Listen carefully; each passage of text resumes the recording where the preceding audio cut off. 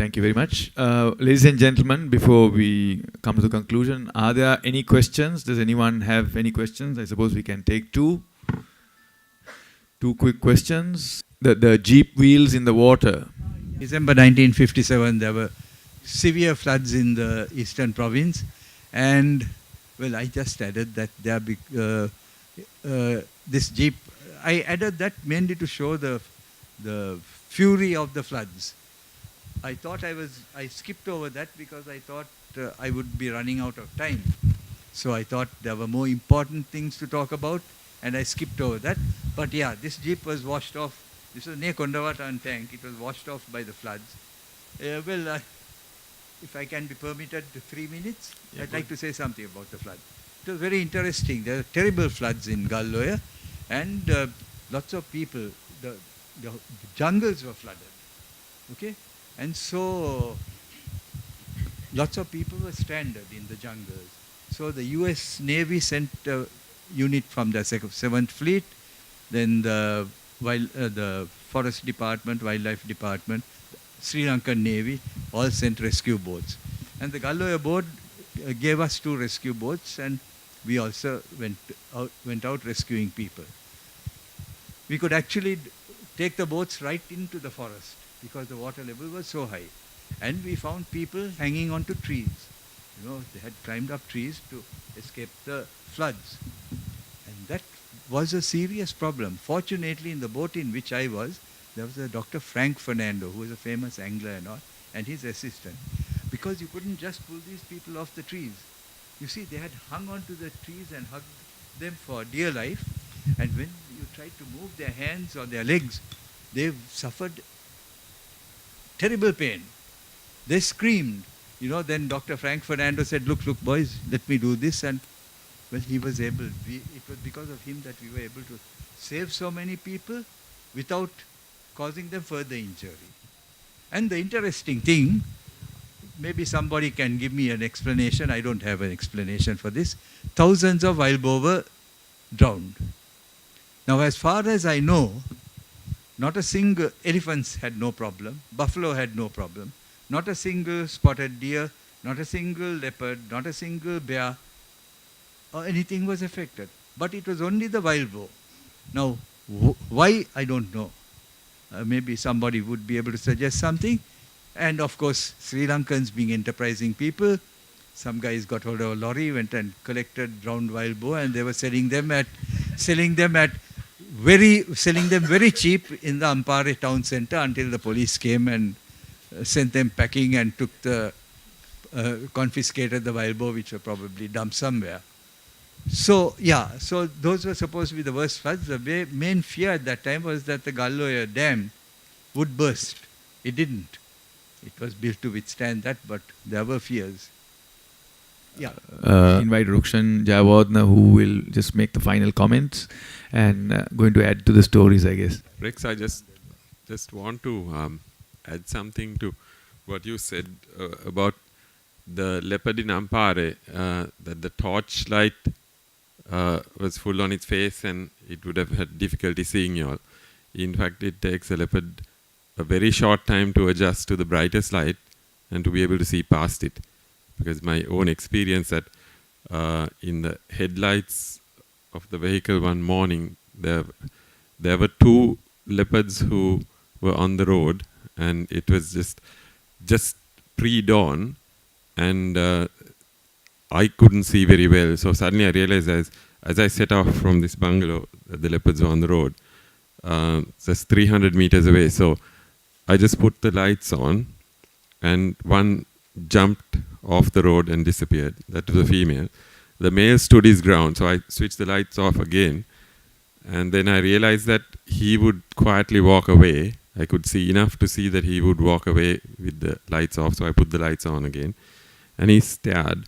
And so now I picked up my binoculars and I'm looking at him. He looks away, he looks back, he looks away. 3 times he did that. The 3rd time I could see him basically counting the number of people in the vehicle. And this is headlights full on his face. What he did was he adjusted his pupil from the night setting, which is almost completely encompassing his eyeball, to a pinprick, which is at noonday, that's the way a leopard's pupil would be, and then he can see in the brightest light. So starlight, it's a 24-hour operational kind of animal. He's equally at home in midday sun as in the middle of the night, and only needs starlight to see. So I just thought I'll add that. What I want to say is that for me this was very fascinating.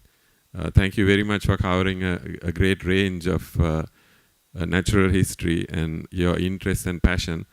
But I also wanted, in having someone like you speak today, is that WNPS has a history that kind of parallels the type of exposure and interest you have in natural history, where this organization begins as a club of hunters who are getting together to protect what they want to preserve, the animals that they were hunting and the lands that these animals lived in. But very soon, the incipient conservation movement starts to affect many countries, but I think Sri Lanka is a pioneer, and these individuals also realize that this is a finite thing.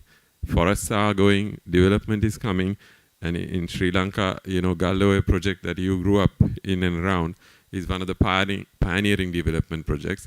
But there are ones that are coming in previously too, around the turn of the century, and they realize that the hunting days probably are going to be numbered, and even in their own lifetimes, which is now more than 100 years ago, these individuals who formed WNPS realized that conservation and protection of wilderness is important. So Wilpattu National Park, Yala National Park, Wilpattu in 1938, Yala in, I think, just a couple of years after that, 40 probably, are declared.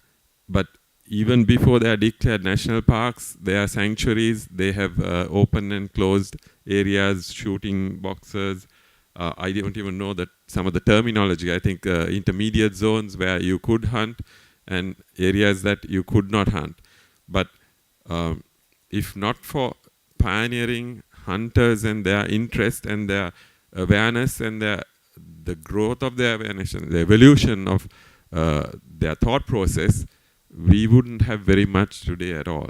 We would only have dams and those 7-star hotels, multi-story hotels, where people who don't understand that wilderness is important and it's an incipient and integral part of who we are as humans, is necessary even if we are going to have port cities and other vast developments. So my particular interest, I have an interest in sharks, and I have an interest in the mammals of Sri Lanka, a particular interest in leopards. So I can see that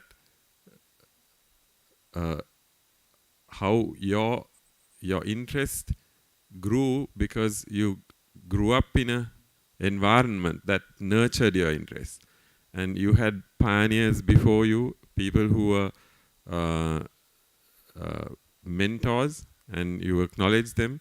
And now I think there are, so you are a mentor to me, though from a distance I have always watched your career. I really don't know I really have not a good idea about what your day job is, but in your capacity outside of your day job, I know what you've been doing.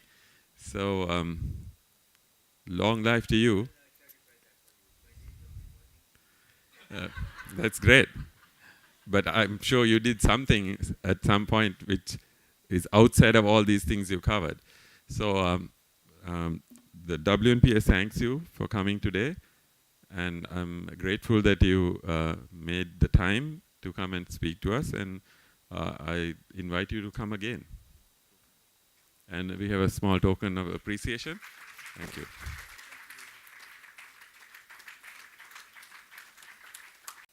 Thank you very much, ladies and gentlemen.